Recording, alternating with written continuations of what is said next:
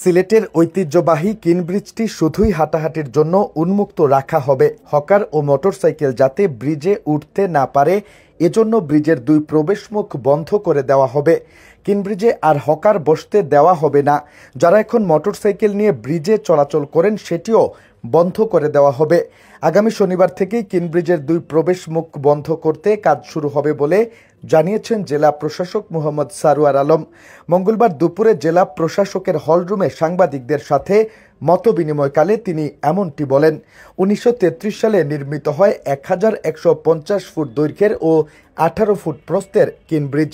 এটি চলাচলের জন্য খুলে দেওয়া হয় ১৯৩৬ সালে। ভারতের আসাম প্রদেশের তৎকালীন গভর্নর মাইকেল কিন এর নামেই কিনব্রিজ হিসেবে নামকরণ করা হয়। লোহা দিয়ে তৈরি লাল ধনুকের মতো বাঁকানো এই সেতুটি পর্যটকদের কাছেও আকর্ষণীয়। এর আগে ২০১৯ সালে ঐতিহ্যের এই সেতুটিকে সংরক্ষণ করতে এই সেতু দিয়ে সব ধরনের যানবাহন চলাচল বন্ধ করে দেওয়ার সিদ্ধান্ত নেওয়া হয়। সিদ্ধান্ত অনুসারে ওই বছরের ৩১ আগস্ট মধ্যরাতে কিনব্রিজের উভয় প্রবেশপথে লোহার বেষ্টনী লাগিয়ে যান চলাচল বন্ধ করে দেওয়া হয়।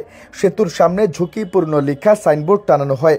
শুধুমাত্র পথচারীরা সেতুটি ব্যবহার করার সুযোগ পান। তবে কিনব্রিজ দিয়ে যান চলাচল বন্ধ করে দেওয়ার পর সেতুর দক্ষিণ পারের বাসিন্দারা বিক্ষুব্ধ হয়ে ওঠেন।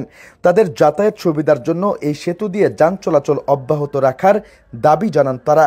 কিছুদিন পর কিনব্রিজের উভয় প্রবেশ পথে লাগানো লোহার বেষ্টনী ভেঙে রিকশা চলাচল শুরু হয়। এরপর ধীরে ধীরে প্রায় পুরো বেষ্টনীটি গায়েব হয়ে যায়। আলী আমজদের ঘড়িঘরে জুলাই স্মৃতিস্তম্ভ স্থাপনের উদ্যোগ এমন প্রসঙ্গে তিনি বলেন, সিলেটের যে কটি ঐতিহাসিক স্থাপনা রয়েছে তার মধ্যে আলী আমজদের ঘড়ি অন্যতম।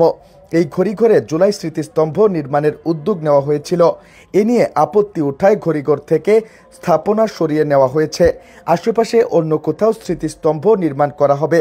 চাঁদনীঘাটে সুরমা নদীর তীরে ট্রাক পার্কিং নিয়ে সাংবাদিকদের প্রশ্নের জবাবে তিনি বলেন, চাঁদনীঘাটে সুরমা নদীর তীরে ট্রাক পার্কিং করে রাখা হয়, ফলে এইখানে যারা ঘুরতে আসেন তারা দুর্ভোগে পড়েন। এখন থেকে এখানে আর ট্রাক পার্কিং করতে দেওয়া হবে না। আগামী শনিবার থেকেই এই এলাকাকে পরিচ্ছন্ন করার কাজ শুরু হবে বলে জানান তিনি। নগরীর সড়ক ও ফুটপাত হকারদের দখলে চলে যাওয়া প্রসঙ্গে তিনি বলেন, সিটি কর্পোরেশন থেকে হকারদের পুনর্বাসনের একটি উদ্যোগ নেওয়া হয়েছিল। একটি জায়গাও নির্ধারণ করা আছে। এটি আবার কার্যকর করার উদ্যোগ গ্রহণ করব। ফুটপাত ও সড়ক দখলমুক্ত করতে হবে।